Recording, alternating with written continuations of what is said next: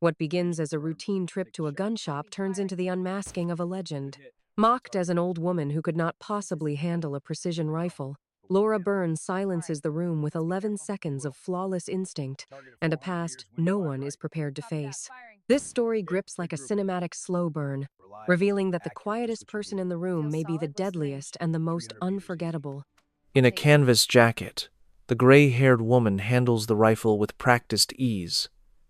There is no fumbling, no hesitation, no need for instructions. Nearby, younger men chuckle, mocking her age.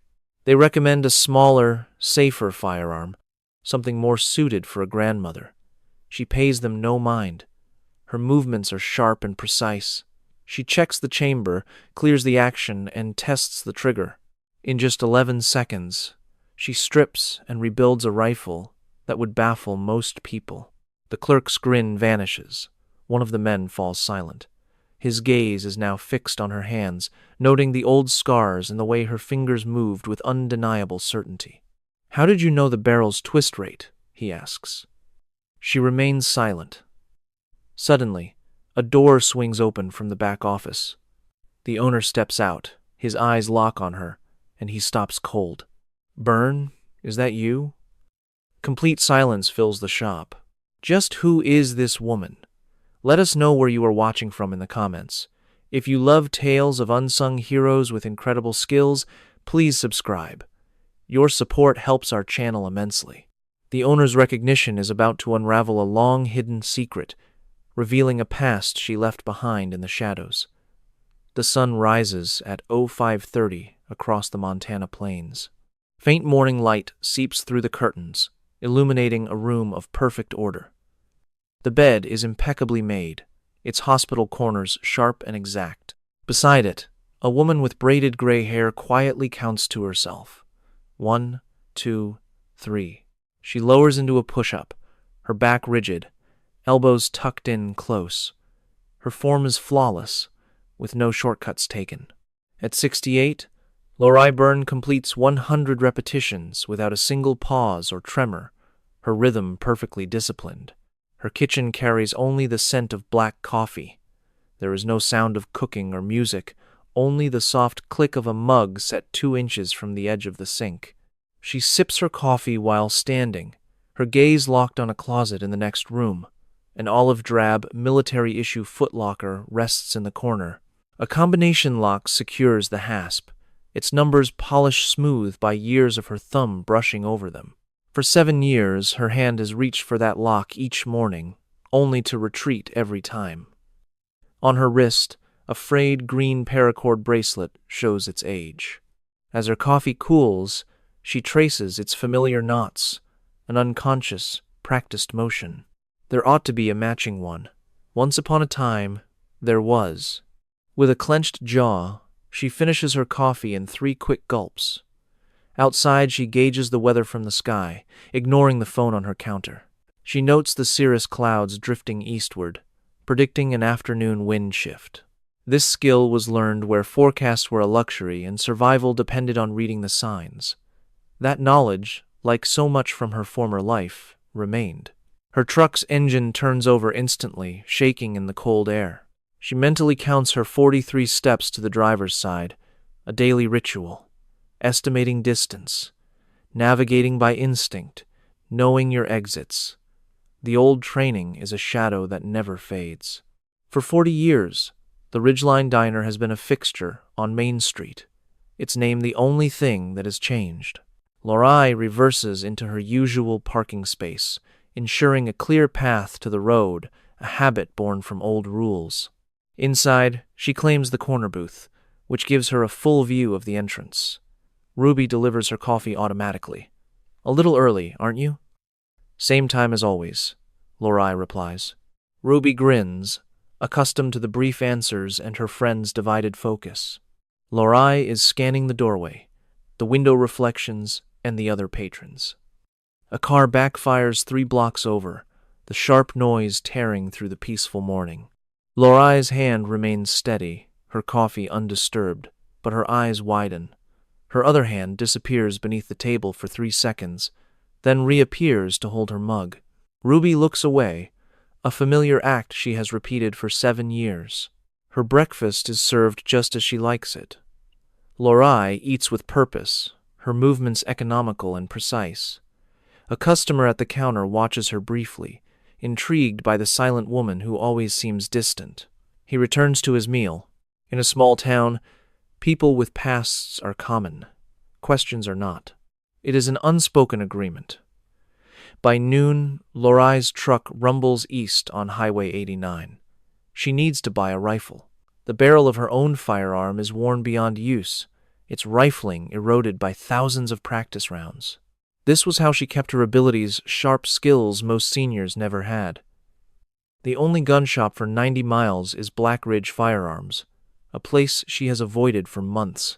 It sits in a strip mall, a large flag over its door.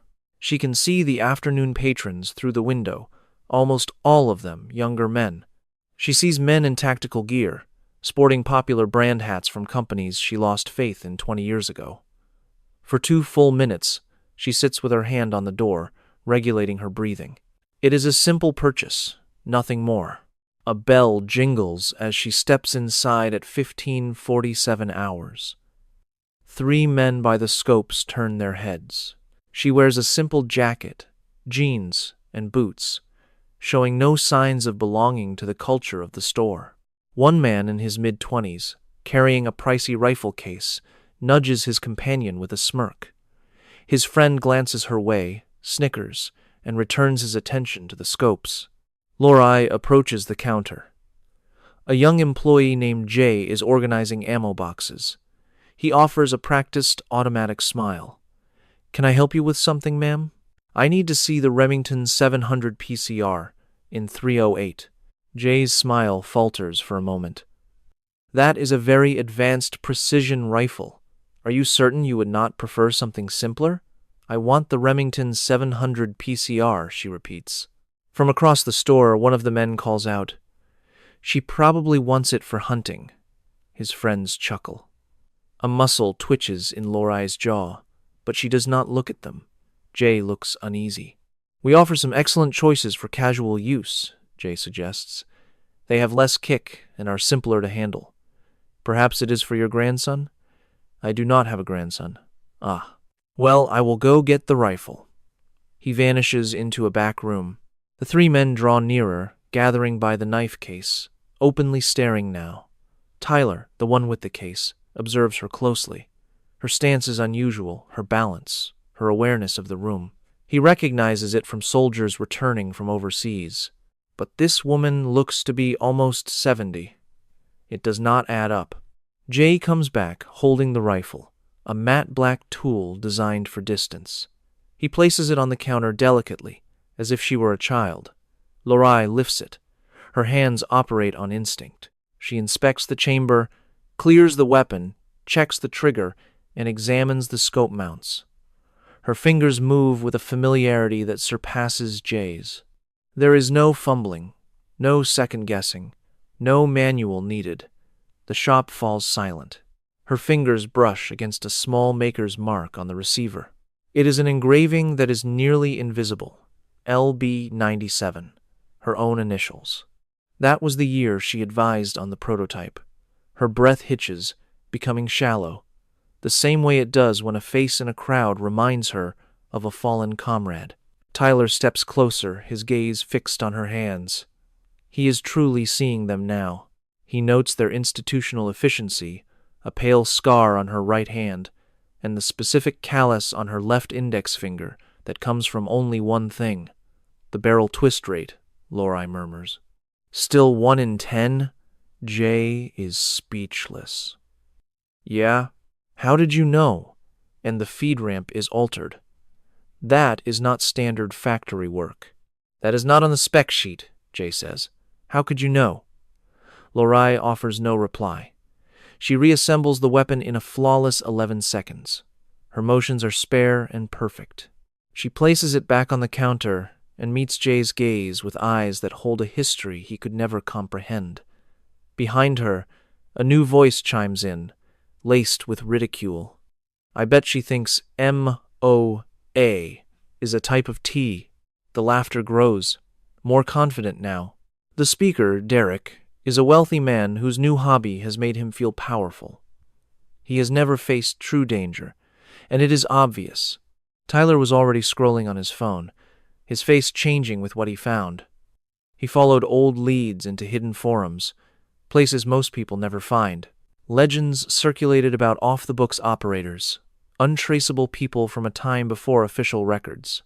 His eyes went from Lorelei to his phone, then back. A young man fumbled for ammo, knocking a loaded magazine from the counter.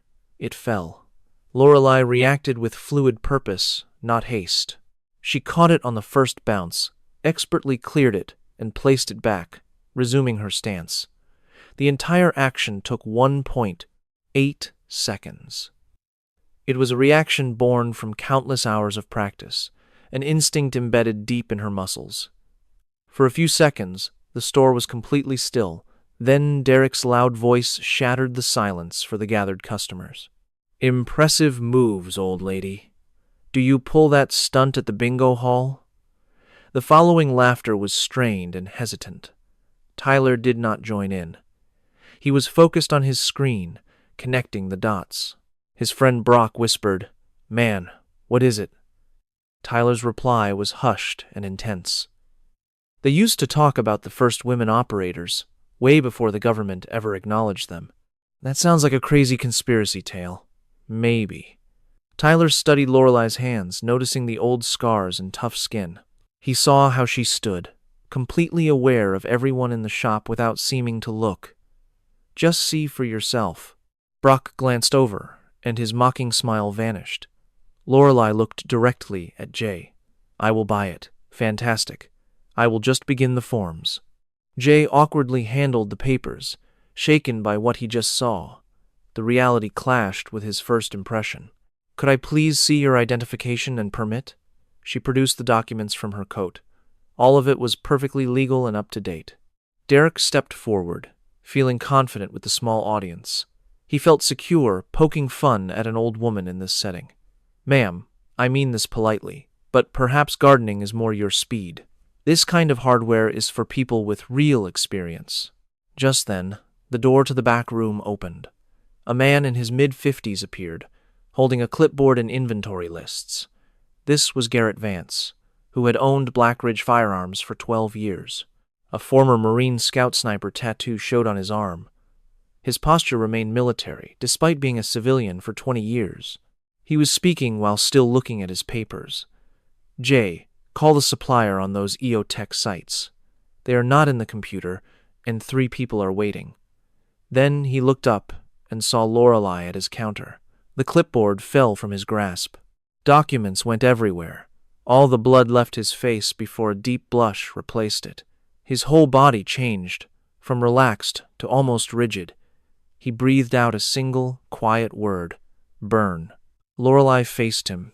They made eye contact. 23 years seemed to vanish.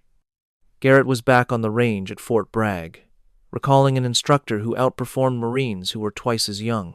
He recalled her unbelievable accuracy and a quiet skill that humbled seasoned marksmen. He thought of the whispers about her past and her future assignments. No one ever dared to ask for details. Her colleagues knew some histories were meant to be secret. He walked across the store in 4 quick steps. The onlookers and their foolish jokes no longer mattered at all. He stood before her, his tone now filled with a seriousness they had never heard. "Ma'am, it is a privilege to see you." The entire shop fell silent. The snickering stopped instantly. Derek stood with his jaw slack. Tyler's eyes were huge. Brock glanced back and forth between Garrett and Lorelei, struggling to understand the change. The air was now heavy with a respect he had never seen from the laid-back owner. Jay stuttered, "Boss, you are acquainted?" Garrett kept his gaze on Lorelei.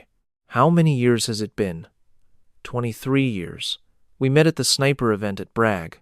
Lorelei's tone was calm and measured. 2001. "You are thinking of Panama." Garrett nodded as the memory sharpened. "Right. Panama. Jesus."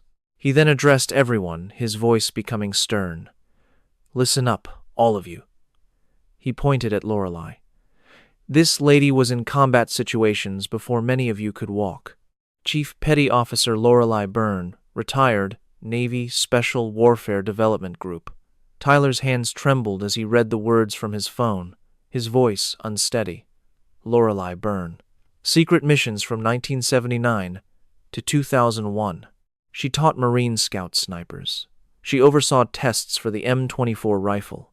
She advised on precision shooting standards. He paused. His head lifted, then dropped to his phone, then rose once more. You were part of that elite group, one of the first women. Long before they made it public, Lorelei remained silent. Her expression was unreadable, a mask perfected by years of knowing that showing emotion could be fatal. Brock spoke in a hushed, doubtful tone. That cannot be right. Women were barred from special ops until 2016. It was policy. Garrett's answer was blunt and absolute. Officially. They were not permitted officially. A long silence followed. Derek's face was white. His arrogance had vanished, replaced by the sickening knowledge of his mistake. Chief Byrne served in Beirut in 1983, Garrett stated, his voice like a military report. Panama in 1989, plus many other locations you will not find on a map. She performed acts we will never hear about, for people we will never identify. And she also never sought any credit for it. He lifted the Remington 700 PCR from the display, holding it carefully. This weapon, its unique changes, the specialized receiver, the exact angle of the feed ramp. He angled it to show a small maker's mark in the light. These features were created using data from field reports in 1997. Chief Byrne's reports. She was key in creating the standards now used for these rifles in several parts of the military. He presented the rifle to her as if it were an award. This belongs to you. No charge. Garrett, I cannot take it. His tone was insistent but polite. Absolutely, ma'am. With all due respect, it belongs to you. Lorelei accepted the weapon. Her fingertips followed the engraved letters once more. LB-97. Her mark, her input, a legacy built into gear used by soldiers who would be unaware of her. Jay muttered something under his breath, half plea and half profanity. Derek struggled to form words. I had no idea. We were just... Garrett interrupted him sharply. You were not supposed to know. That was the whole idea. Tyler came closer, his hands unsteady and voice thick with emotion. Chief Byrne, I apologize. I was in the army. I should have seen it. I am ashamed that I... Lorelei's tone was soft, without malice. No one was meant to know. She shouldered the firearm with a familiar grace, like a person who had carried such tools through every imaginable terrain. She was one of the reasons people slept peacefully at night. The crowd moved aside for her as she headed for the exit. The men instinctively cleared a path, recognizing a significance they had previously missed. Tyler went after her, as Brock and Derek remained motionless and shocked. Outside, the sinking sun cast a golden light. The vast Montana landscape reached toward the mountains. Lorelei expertly placed the rifle in her truck. Tyler stood back a few feet, giving her space. Chief Byrne, could you wait a moment? She stopped, her hand resting on the door handle. I deployed to Kandahar in 2019. I have not been the same since. I have trouble sleeping and concentrating. The VA is no help, and I am lost. He paused and took a deep breath. How do you manage it all? With all you have experienced, how do you carry on? Lorelei was quiet for so long he thought she would ignore him. A breeze whispered through the fields. A hawk called out from far away. You find a purpose, no matter how small. Like what? Like instructing those who believe they have nothing left to learn. A faint smile appeared on her lips for just an instant. Are you familiar with Ridgeline? Yes, ma'am. Thursday mornings at 0600 at the community range. I am typically alone. Tyler's expression showed his surprise. You would do that for me? I will listen. It is the first step. She got into her vehicle. The engine started, and she drove away. Her taillights vanished on the road, leading to a home where a locked chest held back a lifetime of difficult memories. For a full 5 minutes, Tyler remained in the lot, phone in hand, his thoughts spinning. In the store, Derek offers an apology that Garrett ignores completely. Brock studies the screen, his expression hardening as he reads about Tyler. Jay processes the sale of a rifle, a weapon being gifted to one of its creators. Deep within classified networks, a file on Lorelei Burns exists, shielded by secrets that will endure long after they are all gone. It details phantom missions and covert operations. These acts protected countless lives and shaped events, all while staying unknown to the public. As daylight fades across Montana, Lorelei perches on her bed, her gaze fixed on a footlocker. She slowly raises her hand toward its lock. Her hand hesitates above the familiar digits of the lock. Inside rests the history she has concealed for 7 years. It holds the remnants of a life lived in secret. It is the only proof of her time in a world that officially never was. She decides against opening it. Not this evening.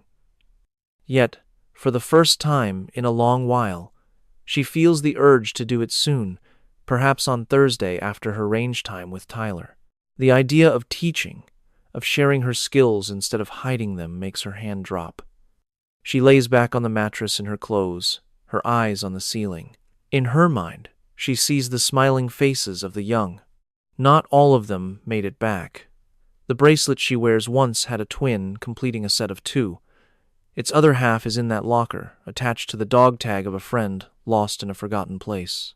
She shuts her eyes, inhales deeply, and counts to 100, just as she did with her exercises. For decades, this counting has been her anchor, a source of control that ensured her survival in turmoil. Thursday is in 2 days.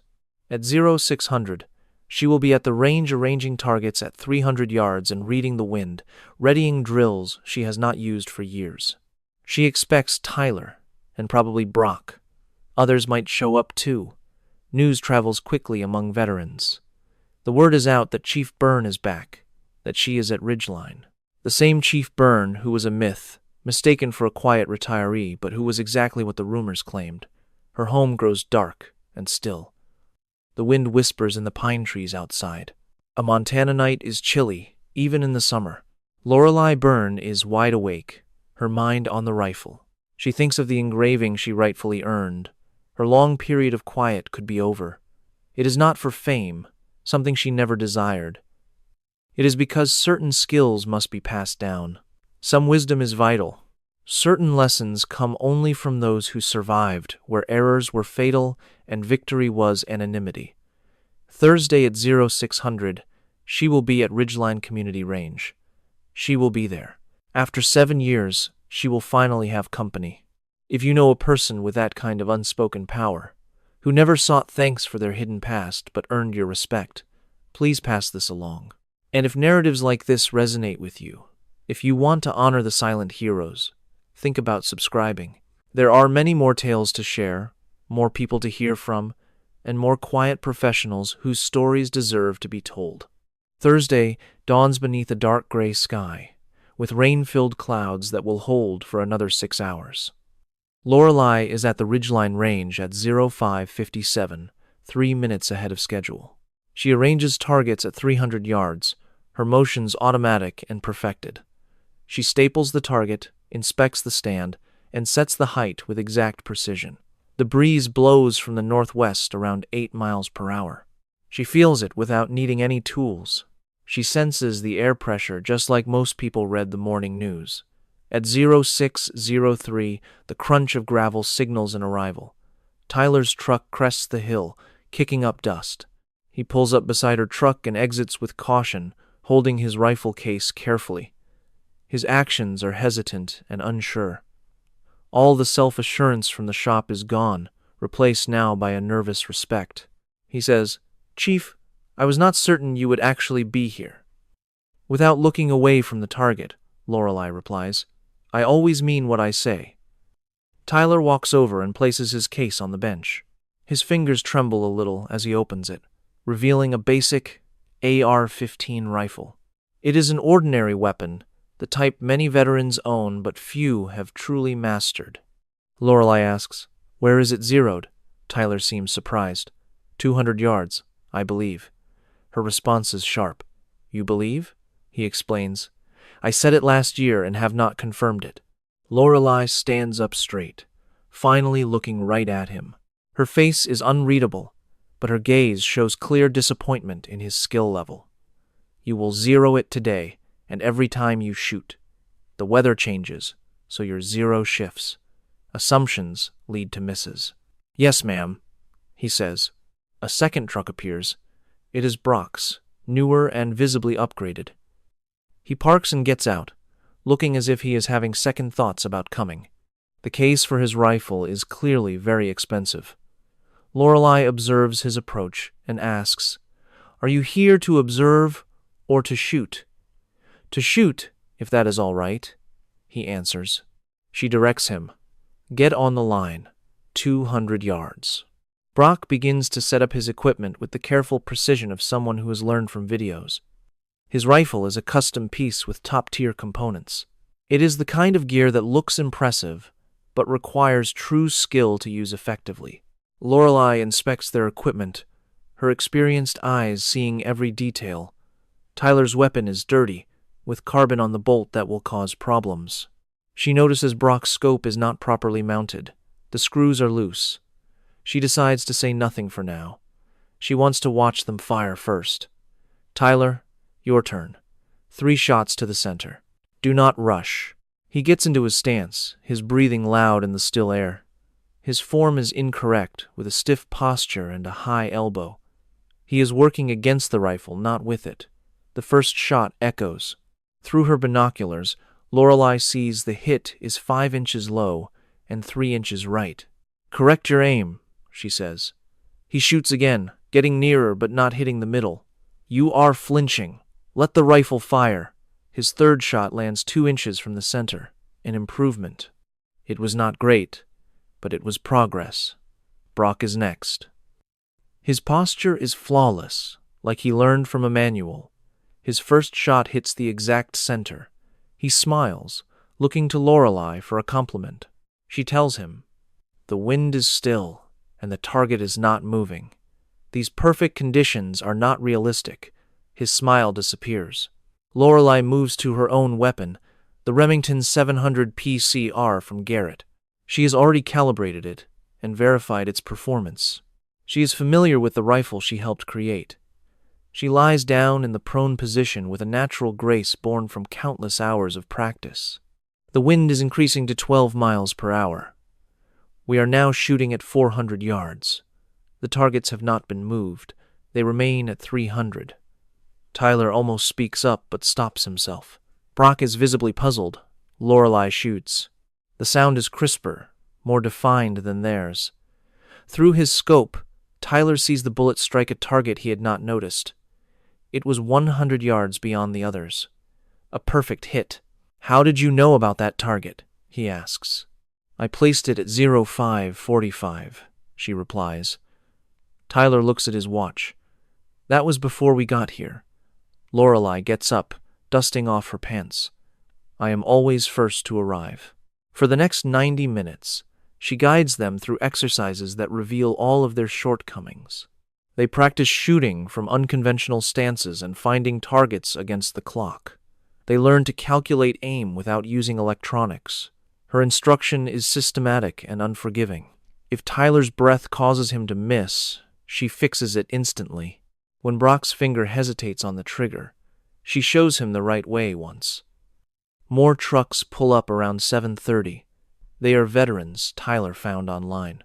There is Marcus, in his mid-40s, a former Marine with restless eyes, and Sarah, from the Air Force in her early 30s, whose confident stance contrasts with her fidgeting hands.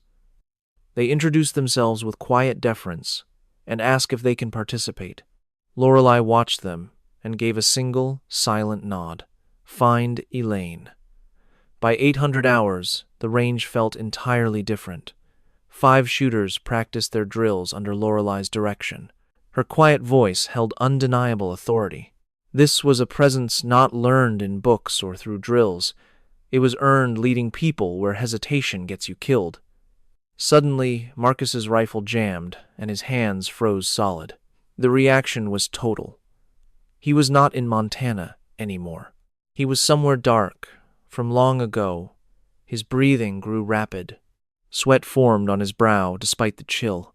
Before anyone noticed, Lorelei was at his side. Her voice dropped, meant only for him. Tap, rack, reassess. Run your malfunction drill. Marcus stared blankly, his eyes distant. She placed a firm hand on his shoulder, grounding him. You are here, not there. Run the drill. His hands started moving. Tap the magazine, rack the handle, reassess the target. The jam was cleared. His breathing slowed. His look of gratitude to Lorelei was immense. She simply nodded. Good. Again. Around 8:45, a silver sedan pulled up. Not a truck. The man who got out wore slacks and a nice shirt. It was Garrett Vance. He held a cardboard tray of coffees and a box of donuts from the local bakery. He said, "Thought you all could use some fuel." He placed the items on a bench by the line, but his eyes were locked on Lorelei. He was seeing a version of her he had not seen in years. The teacher who reshaped how Marines thought about shooting. The professional who designed courses that created lethal marksmen. He remarked, "You are using the old training sequence." Lorelei shot him a look. "It still gets results. It always did. The higher-ups just hated that you created it." She ignored the comment and focused again on Sarah, who was trying a 500-yard shot with an unsuitable rifle. The shot was a long one. Her technique was not perfect, but her determination was what counted. Garrett observed for about 10 more minutes. During a break, he walked over to Lorelei. "Can I ask a question?" She told him. "Go ahead. Why are you doing this now? You have lived in Ridgeline for 7 years. You kept to yourself. You never participated. What is different?" Lorelei gazed past the targets, toward the snow-capped mountains.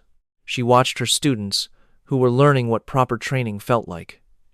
"I was weary of bearing the burden by myself." Garrett understood with a nod. He did not need her to explain. He had been at Bragg in 2001. He knew the price of that life. He witnessed operators return whole in body but changed inside. He knew about careers buried in secret files and memories no one could talk about. If you require anything, the range, gear, anything at all, just ask. I am aware. He left the food and coffee and departed in his sedan. Lorelei sipped black coffee, watching her students get better, one shot at a time. By 1000 hours, it was 15 degrees warmer. The group was weary but sharp. Tyler's shot groupings were now much tighter. Brock was now adjusting for real-world factors, not just ideal ones. Marcus finished a full sequence without freezing. Sarah struck a 400-yard target using a rifle designed for half that distance. Lorelei called them together.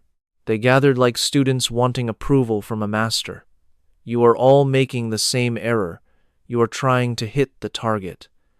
That is not the objective." Tyler frowned. "Isn't that the whole point? Hitting the target is the outcome," she said. "The objective is perfect technique. Control your breathing, your trigger, and your follow-through. The hit will then take care of itself." She picked up her rifle and settled into position. She fired 3 quick rounds at a 600-yard target. Her rhythm was mechanical. Inhale, exhale, squeeze. Through the scope, 3 holes were clustered smaller than a fist. That is not about hitting the mark. It is about doing everything right. The hit is just confirmation. The shooters watched in awe. Sarah broke the quiet. "How long did it take to get that good?" 30 years of daily practice. The words landed with incredible weight. 30 years. An entire lifetime devoted to a skill few would ever master. "But you were not just practicing on ranges, were you?" Sarah said softly. It was a statement, not a question. Lorelei looked at her and saw that Sarah understood. She had likely been Air Force intelligence, had worked with special units, and knew about the operators who lived in the shadows.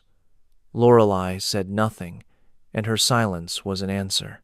Just then, Tyler's phone buzzed. He looked down, and his face shifted from amazement to dread. "Chief," he began, "I was trying to look you up online. Almost everything is blacked out, but your name shows up in some military journals. Your name is in manuals for long-range marksmanship. You wrote training programs that are still active. I consulted on some projects. You designed the Marine Scout Sniper curriculum in 1997. She coughed. "I contributed." Brock pulled out his phone, reading quickly. "You were an instructor at Spec Ops schools. You tested weapons for SOCOM. You ran field tests in combat zones. He stopped, looking from the screen to Lorelei. "You were in Beirut when the barracks were bombed." Lorelei's jaw tightened. A muscle pulsed near her ear. Her hand dropped to her wrist. Her fingers found the paracord bracelet, gripping it, until her knuckles turned white. A deep quiet settled over the range. Even the wind held its breath. Marcus spoke in a near whisper. 1983, Marine Barracks. 241 dead. You were really there. Lorelei's breathing shifted to a shallow, regulated rhythm. It was the same control she used when touching the rifle's engraving, a sign that the past was crashing into the present. "I was in Beirut." Tyler's tone was now soft, full of respect. "Were you at the barracks?" "I was conducting surveillance a kilometer away." Her words were empty of feeling, a habit learned long ago to keep dangerous emotions locked away. "We heard the explosion and saw the plume of smoke. I radioed it in before any official word came through." Sarah's eyes filled with tears. "You witnessed it. I witnessed the consequences. How many people did you rescue?" The question lingered unanswered. Lorelei's hand clenched the bracelet so hard it bit into her skin. "That information is classified. But you did pull people out. You went into that wreckage."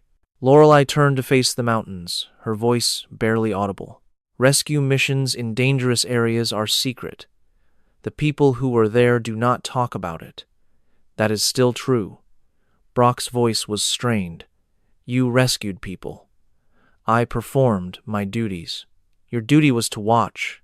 My job was to do what needed to be done." She turned around to look at them. Her face was a mask of control, but a change had occurred. The fortress she built was showing cracks. The silence she kept for 7 years was crumbling from their questions and the weight of her past. Marcus took a step closer, his hands now still and his gaze clear. "Chief, there is something I have to tell you." Lorelei waited. "I am here because I have not had a full night's sleep in 3 years. I am here because loud sounds make me dive for cover. I cannot keep a job or a relationship, or even act like a normal human being. I thought coming here that maybe the shooting could help me. I hoped the structure and the focus might repair what was damaged inside." He stopped, swallowing with difficulty. "But I am realizing now that I am not damaged. I am just holding a heavy burden that I cannot set down. And seeing you, the way you teach, and the way you live, has made me see the truth. The burden never leaves. You just get stronger at carrying it." Lorelei met his eyes. "The burden never leaves. Then how do you manage it? How do you get up each morning and live your life? You discover something to protect, no matter how small. It could be teaching 5 people how to be better shots." Tyler's voice was heavy with emotion. "Is that the reason you started these classes? To have a purpose?" Lorelei scanned the scene. She saw the targets, the spent shells on the ground, and the coffee and donuts from Garrett. She saw the little group that was forming around her isolated talent, one she had held alone for decades. "I grew weary of having nothing to safeguard." The confession took a toll on her. They saw her shoulders tense, her hand reach for the bracelet, and a faint tremble passed through her before she regained her composure. Sarah stepped forward cautiously. "Chief, may I ask you about that bracelet?" Lorelei glanced down at her own wrist. That worn paracord bracelet, military green, with knots tied by a hand now gone. It belonged to someone who never returned. Beirut, Panama. The subject was closed. Final. The discussion was finished. Sarah gave a small nod and backed away, sensing some doors should remain shut. Lorelei glanced at her watch. 10:47. The quality of light was fading. One final set for each of you. Then we are done. The shooters went back to their lanes. While the practice continued, the atmosphere had altered.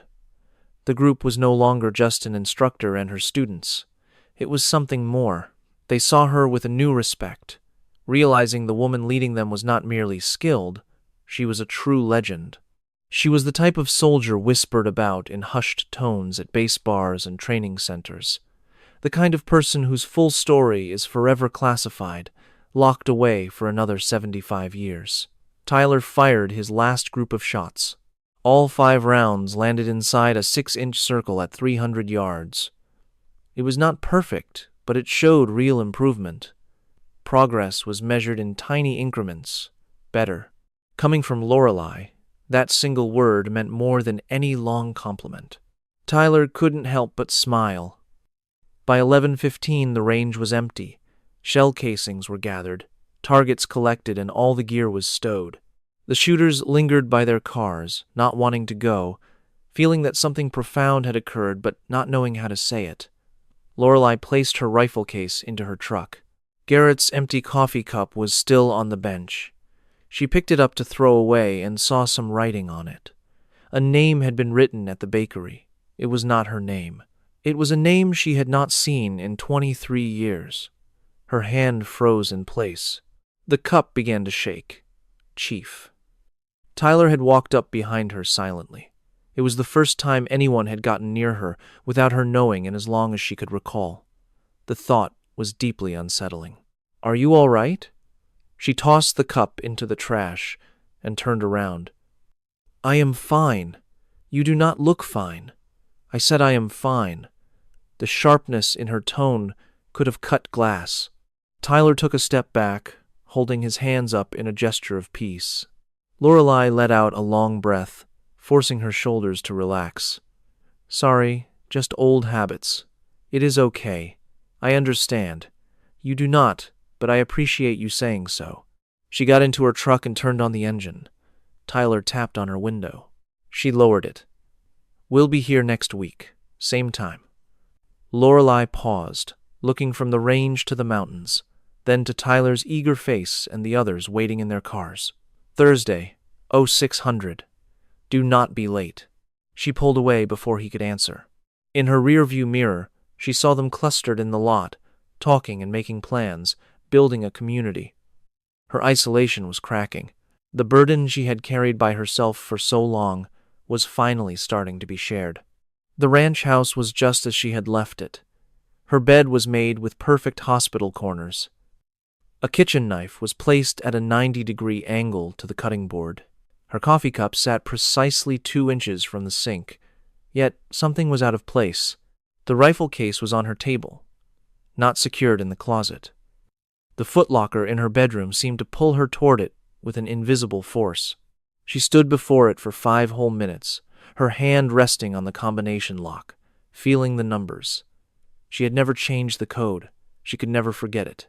3 numbers that held decades of memories, evidence, and the only proof she ever existed in places the world pretends are not real. The lock clicked. She opened the lid with care. The hinges groaned from lack of use. Inside, organized with her usual precision, were the relics of a hidden life. A Navy SEAL trident pin, dull with age and damaged by elements it was never meant to face. Her fingers traced the eagle, the anchor, the trident, and the pistol.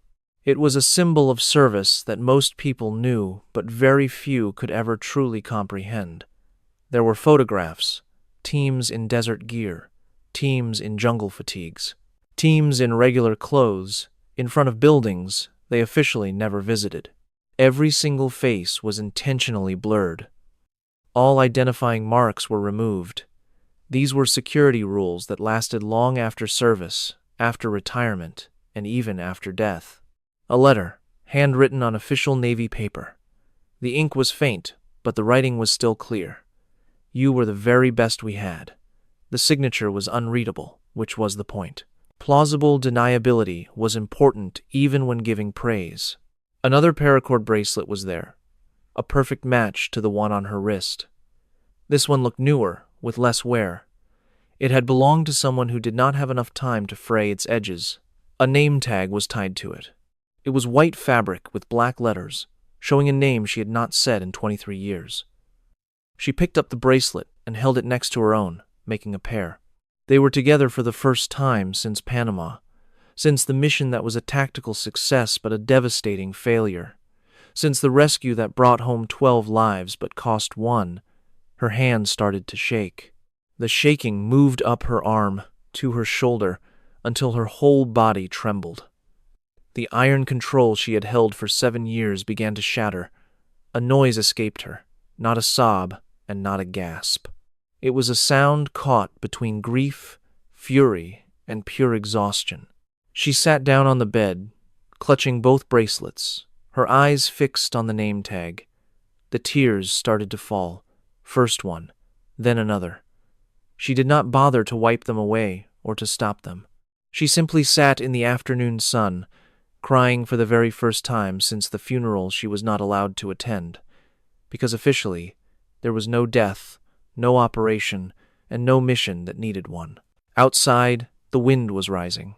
Clouds were rolling in, signaling rain before nightfall. She had learned how to read the weather in places that had no forecasts, where a change in the atmosphere could mean the difference between a successful mission and total disaster. That knowledge had stayed with her. Most things from her former life had. She set both bracelets down on the nightstand, next to each other, no longer apart. The pair was incomplete, but now it was acknowledged.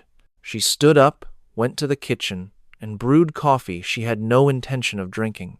The simple routine was comforting. The familiar steps brought a sense of order to her turmoil. Her phone buzzed. It was a text from a number she did not know. The message was short. "Thank you for this morning. This is Marcus. Tyler gave me your number. I hope that is okay. I just wanted to tell you I slept for 4 straight hours after our session. That was the first time in months. Whatever it is you are doing, it is working." She read his message 3 times. She did not reply. She did not know what to say. She had no words for the feeling that was growing inside her chest. It felt like purpose, or maybe connection. A feeling that carrying her burden could mean something more than just surviving. Another message came, this time from Sarah. "Chief, thank you for letting me shoot today. I needed that more than I realized. I will see you on Thursday." Then Brock texted, "I ordered better scope rings. I will get it zeroed in properly for our next session. Thanks for the tough honesty." Then a final one from Tyler. "You are changing lives, Chief. I hope you know that." She put the phone down and stared at it as if it were an alien device. Communication, community, people making contact, people connecting with her. Her isolation was ending, one text at a time. In her bedroom, the footlocker was still open, its contents seeing the light for the first time in 7 years. The trident pin glittered in the afternoon sun, casting a reflection on the ceiling. The photos were in their stack, faces hidden but the memories vivid. The letter lay where she had left it, with words of praise from people who could not be identified for a service that could not be recognized. And on her nightstand, 2 paracord bracelets rested together. One was worn from constant use, the other preserved by loss. Together, again, but not whole. They would never be whole, but they were together. Lorelei went back to the bedroom. She looked at the bracelets, at the open footlocker, at the hidden life she had kept, and at the new life she was just starting to create. She took both bracelets and held them in her left hand. With her right hand, she started tying them into one. The knots were intricate military knots, made to hold fast under extreme pressure and in conditions that would break ordinary rope. Her fingers moved on their own. It was muscle memory, a skill she learned 30 years ago and had practiced until it was second nature. When she was done, the two bracelets had become a single, unified band. It was longer, stronger, a blending of her past and her present. She slipped it onto her right wrist. It felt different, heavier, but also balanced. Zhu. 255. 25er 2. 25er Ralna. 25. 25. Ralnive. 25. Ralna. He closed the lid of the footlocker, but it was no longer needed. The combination lock lay on the floor next to the olive green case. In the kitchen, she drank her now cold coffee and watched the clouds gather outside. Rain was on its way. The range would be muddy tomorrow. But Thursday was still 3 days from now. That was enough time for the ground to become dry. Enough time for the shooters to work on what they had been taught. Enough time for her to plan the next phase of training, the kind that forges operators, not just hobbyists. Her phone buzzed once more. It was Garrett. "I saw what you did at the range today. It reminded me of why I started this business in the first place. Thank you for coming back." She read his words, put the phone down, then picked up her empty coffee cup. She washed it, dried it, and set it down exactly 2 inches from the edge of the sink. Outside, the first drops of rain started to fall. They tapped on the roof, sounding like far-off gunfire. Her body reacted on instinct. Her posture changed. Her senses sharpened. Her hand moved toward a weapon that she was not wearing. Then, she brought herself back to the present. She was not in Beirut or Panama or any of the other dozen places where rain meant poor visibility, increased risk, and mission plans changing by the second. She was in Montana, in a ranch house, building a life from the pieces of a career that, according to official records, never happened. The storm gathers as thunder echoes over the land. She sits by the window, watching it roll in. Her hand rests on her other wrist, her fingers brushing against 2 connected bracelets. She feels the past and present, woven together in paracord, in memory, and in a sorrow that never fully fades. But now, that sorrow might have a purpose beyond just getting by. If you know a silent hero, someone who bears burdens they never mention, who supports everyone else while their own story remains untold, please share this with them. And if you think these hidden legacies deserve to be heard, consider subscribing. We have more voices to lift up, more truths to uncover from the secret histories where people like Lorelei Byrne changed the world, all while staying in the shadows. The Thursday training sessions stretched from summer into autumn. Over 6 weeks, novice shooters became skilled marksmen. The small class grew from 5 people to 8, and then to 12. Veterans from 3 different states drove to the range, pulled in by whispers on internet forums and at reunions. Chief Byrne was teaching again. That was the rumor. The legendary Chief Byrne, once thought to be a myth, was real, and she was sharing wisdom you could not find online. By the middle of October, the morning air at 0600 was cold enough to see your breath, and frost covered the target stands. Lorelei always showed up at 0545. She set up targets with movements so practiced they were a layer of old habits over even older ones. The rifle she held was a Remington 700, a gift from Garrett and a weapon she had helped create. Her initials were hidden on it in places only she would ever find. Tyler got there at 0557, followed by Marcus, Sarah, and 10 more. Their trucks parked in a perfect row. Veterans stepped out, carrying rifle cases and coffee. They shared a silent bond, knowing what it meant to live with a weight that never goes away. Lorelei guided them through drills refined over 6 weeks, breathing, trigger control, and judging distance without technology. She taught the core skills that distinguish an expert shooter from someone who just owns a gun. Her voice, calm and clear, commanded attention across the range. When she talked, they listened intently. When she demonstrated a technique, they watched as if their lives were on the line, because for some of them, they once were. Around 7:37, a strange car appeared. It was not a truck, but a black sport utility vehicle with government license plates. It parked, idled for 2 minutes, and then went silent. 2 men got out. They wore suits under tactical jackets. had neat haircuts, and carried themselves like federal agents or military intelligence. Tyler was the first to spot them. He said quietly, "Chief, we have company." Lorelei glanced toward the vehicle but did not turn. She kept coaching Sarah on a 600-yard shot. The men walked over slowly, with their hands in plain sight, their posture calm but aware. The older one, in his late 50s, had gray hair at his temples. The younger man was about 35 and looked fit enough for active duty. The older man stopped about 15 feet from the line of shooters. He waited for Lorelei to look at him. She did not keep him waiting. "Can I help you?" she asked. "Chief Petty Officer Byrne, retired," the man said with a nod. "I know who you are. My name is Coleman." "This is Agent Harris," Coleman continued. "We work for the Naval Special Warfare Command. We are documenting the history of early integration initiatives." Lorelei's jaw clenched. A muscle twitched near her ear. "Those programs are classified," she said flatly. "A declassification review has begun. We are interviewing people from operations between 1979 and 2001. "I have nothing to add," she replied. "We are not seeking operational secrets," he explained, "just confirming your service dates and where you were assigned." "Still classified," she repeated.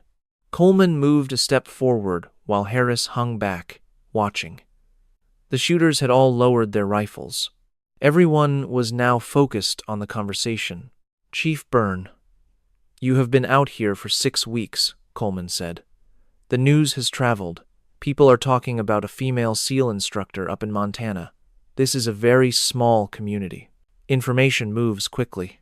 "Then the community needs to learn to be quiet," she retorted. Tyler took a step toward her. "Chief, what is this about?" Lorelei kept her eyes locked on Coleman. "It is nothing that involves you. Return to the line." "Respectfully, ma'am," Tyler said. "These men are asking about your time in the service. That involves all of us." "Stand down, Tyler," she ordered. Her tone was sharp enough to cut. Tyler stepped back, but did not go to his lane. The other shooters moved to stand behind him, a silent, protective formation. Coleman's face softened a little. "Chief, we are not trying to create trouble. The Navy wishes to formally acknowledge your service. A ceremony is being organized at Dam Neck. A select group of early female operators will receive commendations for their contributions." Lorelei's hand instinctively went to her wrist. Her fingers closed over the 2 paracord bracelets, feeling their familiar weight. The past and present were tied together. "No, sir," she said firmly. "I did not serve for awards. I served because the job needed to be done. Recognition was never part of the agreement, and it is not part of it now." "Things are different now," Coleman pressed. "The service wants to pay tribute to what you accomplished." "The service can pay tribute by leaving me in peace," she said. Marcus spoke up then, his voice calm. "Chief, maybe you ought to hear what they have to say." Lorelei finally turned to look at her students. All 12 of them were standing together, united in a way she was just beginning to grasp. "You do not know what you are asking," she told them. "We know you did important work," Marcus replied. "We know you made sacrifices we can only imagine. And we know that kind of service should be honored, even if you do not want it to be." Sarah then stepped forward. "Chief, for 6 weeks you taught us the mission comes before personal feelings. You taught us that doing the right thing is more important than doing the easy thing. Maybe accepting this honor is the mission now." Lorelei just stared at her. The reasoning was flawless. But her logic did not erase the high cost of stepping out of the shadows after so many years. It did not consider the bonds forged in secrecy or the safety she had found in silence. Coleman took a folder from his coat. It contained photographs. He held them out for Lorelei to see. They were black and white pictures from the 1980s and 90s, showing training exercises and mission briefings. In 3 of the photos, a younger Lorelei was clearly visible. Her identity was undeniable.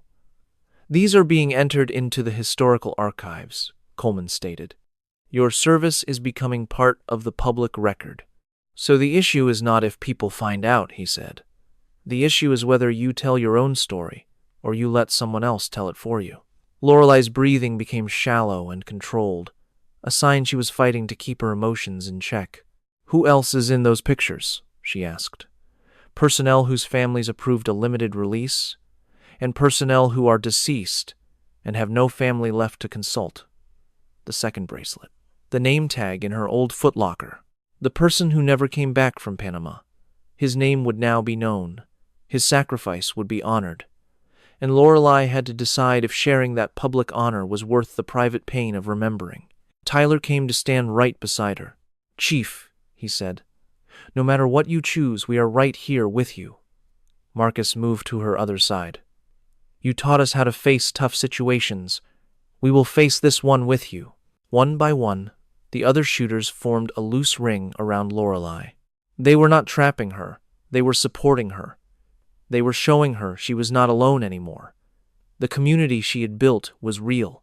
Lorelei looked from Coleman to the photos, and then to her students who surrounded her with a loyalty she had never requested. When she finally spoke, her voice was low but firm. If I agree to this ceremony, I have some conditions. Name them, Coleman said. The names of the deceased will be treated with dignity. Full military honors and their families are to be notified with respect. No political displays. Agreed, Coleman said.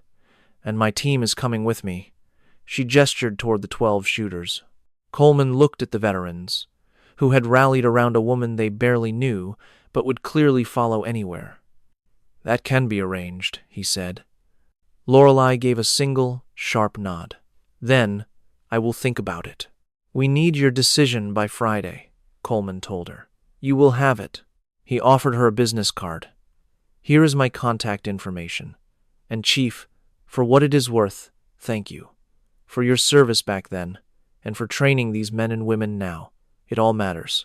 He and Harris walked back to their sport utility vehicle and drove away, leaving a profound silence behind them. Tyler spoke first. Chief, are you actually going to go through with this? I do not know, she answered. She walked back to her spot, picked up her rifle, and fired 3 perfect shots at a 700-yard target. Her movements were precise, a habit of 3 decades. Inhale, exhale, squeeze. It was the rhythm she used to create order from chaos. The other shooters slowly returned to their lanes. The training session resumed, but something had changed forever. The quiet woman, from 6 weeks ago, was about to become a public figure, facing risks she had spent a lifetime trying to avoid. That night, Lorelei sat at her kitchen table, staring at the business card from Coleman. Spread out before her were the ghosts of a hidden life, the trident pin, old photos with hazy faces, and a letter praising service that was never supposed to exist. And there, on a white fabric tag, was a name she had not dared to say aloud in 23 years. She picked up her phone and dialed the number Tyler gave her. He picked up right away. He said, Tyler here, she replied. Tyler, it is Lorelei. Chief, is everything all right? I need to ask your advice, she said. Anything. If you could finally honor a hero who died for this country, whose sacrifice was kept secret, would you do it, even if it cost you everything? A heavy silence filled the line. Then, Tyler's voice came back, thick with emotion. Yes, in a heartbeat, without a single doubt, even if it meant revealing things you have kept buried. He said, especially then, because their story has to be told. If you are the one who can tell it, it is not a burden. It is an honor. Lorelei shut her eyes. Thank you, Chief. Who are you honoring? He asked. Someone, she said, who deserved more than a classified file and a forgotten memory. She hung up, picked up the name tag, and traced the letters. She made a choice that would change her entire world. Friday morning, she phoned Coleman and told him she would be there. She gave him the name from the tag and requested full military honors for a soldier who died in Panama during a mission that was never on the books. Coleman agreed. He said the paperwork would be complicated, but the honor would be absolute and proper. 2 months later, Lorelei stood tall in dress blues she had not touched in 23 years. The uniform fit perfectly. The trident pin was polished bright, placed exactly where it belonged. On her right wrist, peeking from under the cuff, the woven paracord bracelets felt different now. Their weight finally felt balanced, complete. The ceremony was held at Joint Expeditionary Base Little Creek in Virginia. It was a small, quiet gathering. 20 of the first female operators were being recognized for 4 decades of service. Their families were there, along with the current SEAL Command. The only press allowed were official Navy photographers. Lorelei's team had made the journey. All 12 of them sat in the audience, dressed in their best attempt at formal clothes. Tyler wore a suit that was a little too tight. Marcus had a fresh haircut, showing he tried. Sarah was in a dress that looked nice but uncomfortable. They were there because she had asked them to be. 6 months of Thursday mornings had forged a bond stronger than any typical student-teacher connection. The commander of Naval Special Warfare Command gave a speech. He admitted that history was missing some pages, that great things were done by people whose names were never written down. He said it was time to fix that, in a small but important way. One after another, the women were called to the stage. Each was given a citation. Each got 30 seconds of public recognition for careers spent entirely in the shadows. When they called Lorelei's name, she walked to the podium like she had practiced it in her mind 1,000 times, but never for real. Chief Petty Officer Lorelei Byrne. Active service from 1979 to 2001. Numerous classified missions including Beirut, Panama, and operations on 3 different continents. Lead instructor for advanced marksmanship. Evaluator for new weapons development. Consultant for training methods that are still being used today. The citation went on. Every single line was written to acknowledge her work without revealing secrets, to give honor without exposing operations. When he finished, the commanding officer pinned a medal on her uniform. It was not one of the medals she had earned on secret missions. Those would remain locked away for another 50 years. But it was a recognition that she had served, that she had mattered, and that her work shaped the force as it is today. She gave a sharp salute. He returned it. She stepped back. But then something happened that no one expected. Tyler stood up and started clapping. Marcus followed, then Sarah, then her whole team. Soon, others in the crowd who did not even know her began to applaud, because they understood what this moment truly meant. The applause grew louder, not just polite, but a genuine wave of respect. Lorelei's jaw clenched. A shimmer appeared in her eyes. She did not cry or lose her composure, but a tiny bit of the rigid control she always held seemed to melt away. After the ceremony, during the reception, Lorelei stood with her team. She was not comfortable with the attention, but she handled it. Garrett showed up, having driven all the way from Montana. He handed her a coffee and a paper cup, just like he did at the shooting range months ago. "This looks good on you, Chief." The uniform, the recognition. She sipped the coffee. It was awful, just as all base coffee is. She had missed it. An older woman approached her. She was in her late 70s, moving carefully, but with a determined spirit. She stopped right in front of Lorelei and studied her face. "You were in Beirut." It was a statement, not a question. Lorelei gave a slow nod. "I am Margaret Chen. My son was at the barracks, a Marine. He was pulled from the wreckage by someone his friends said was a female operator. She appeared from nowhere, directed the medical response, and then vanished before anyone learned her name." Lorelei felt the air leave her lungs. The barracks bombing was pure chaos. Hundreds of casualties, teams everywhere. She remembered pulling men from twisted steel and concrete. She remembered the blood, the smoke, and the cries for help.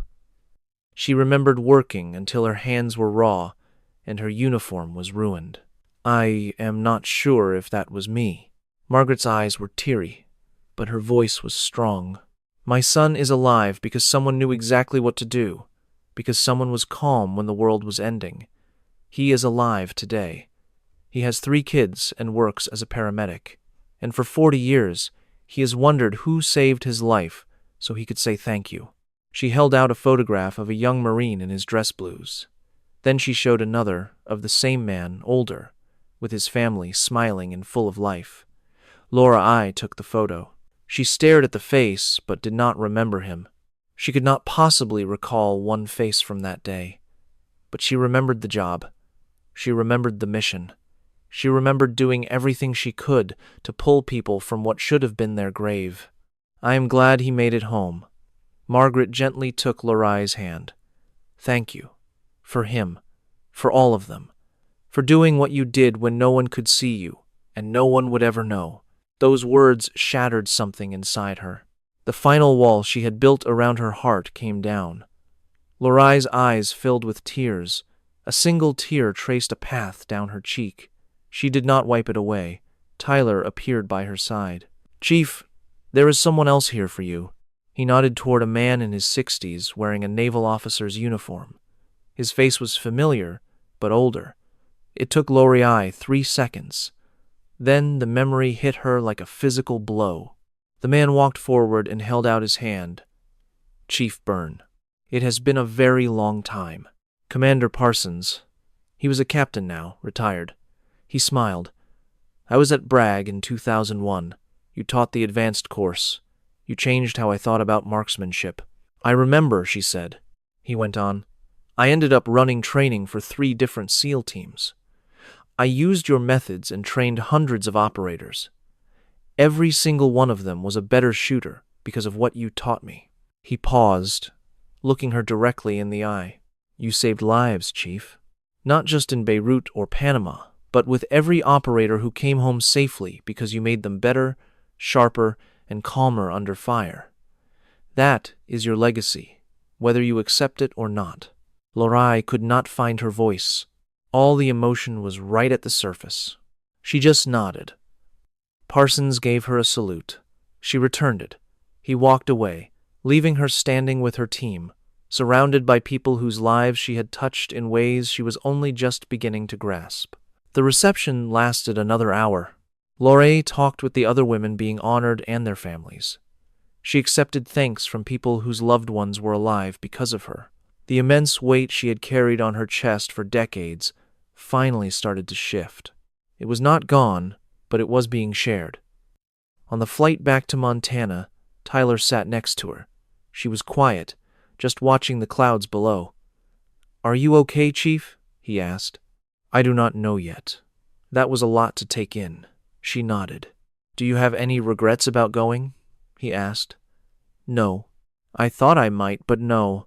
Good, he said, then paused. So, what is next?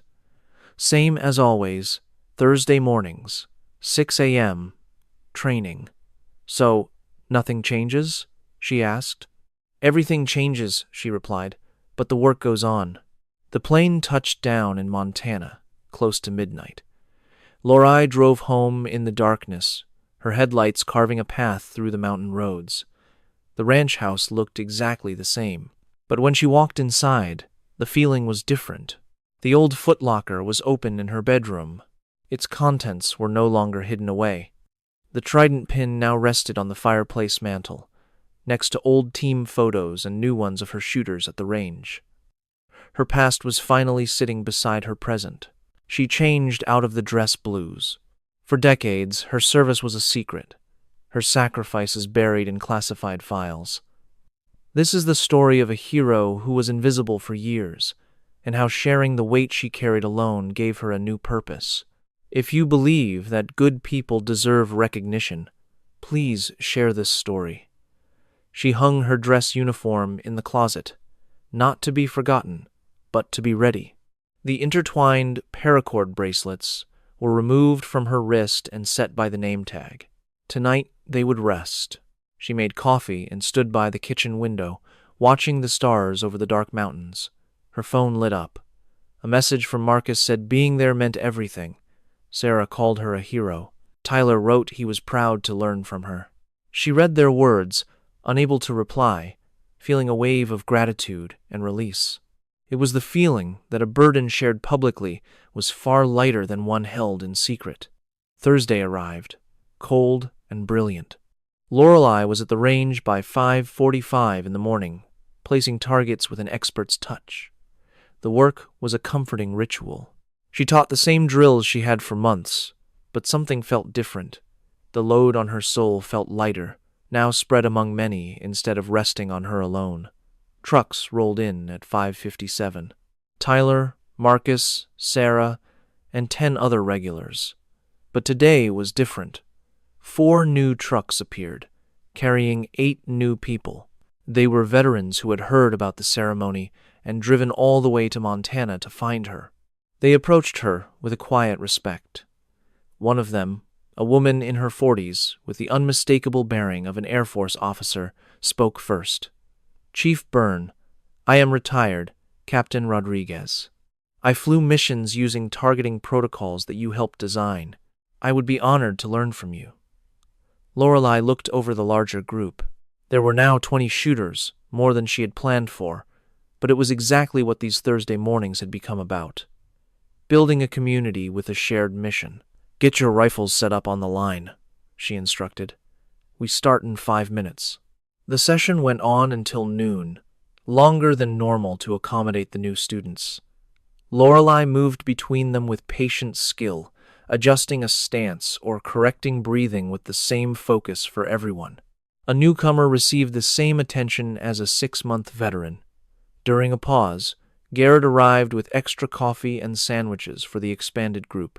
He set the food out and stood beside Lorelei as the shooters took a break. "You're building something real here, Chief," he said.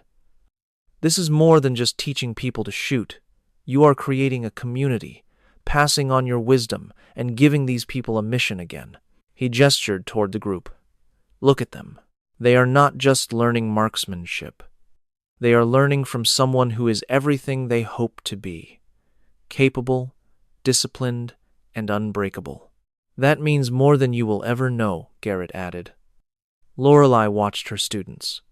Tyler was helping a new shooter adjust a scope. Marcus showed someone the correct prone position. Sarah explained how to read the wind to a young man. The knowledge was being passed along. The community was getting stronger. The mission was continuing. That afternoon, Lorelei sat at her kitchen table with photos spread out before her. There were old pictures from a locked footlocker and new ones from the ceremony. She laid them out in order, watching her own story progress from a secret operator to an isolated veteran, and now to something she did not yet have a name for.